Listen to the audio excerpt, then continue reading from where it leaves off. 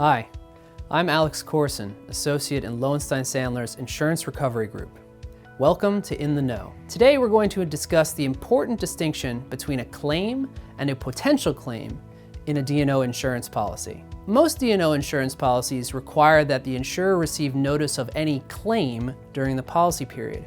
However, when and whether a claim has been made might not always be clear. Claim is defined typically to include more than just a formal lawsuit and may include any written demand for relief. For this reason, most D&O insurance policies also allow policyholders to provide notice of a potential claim in order to preserve their right to insurance after the policy period expires, but only for those circumstances that have not yet evolved into a claim. However, there are a few important caveats to keep in mind. First, specifics. Policyholders should carefully review the Notice of Circumstances section in their policy. While forms may differ from insurer to insurer, D&O policies generally require a greater level of detail for a Notice of Circumstances than they might for a Notice of Claim. These details typically focus on the who, what, when, where, and in some cases, the why the policyholder has reason to suspect a future claim. Second, timing.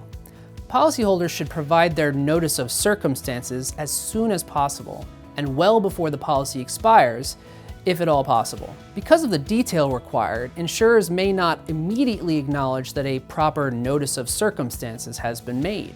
When there are unknowns, policyholders should be sure to build in plenty of time to answer any factual questions or follow-ups the insurer may have before the policy expires. Providing an inadequate Notice of Circumstances right before renewal may do more harm than good. An insurer looking to avoid coverage in that circumstance might argue that coverage is unavailable under the expiring policy because of the lack of detail, while the new policy excludes coverage for known circumstances. Third, preparation.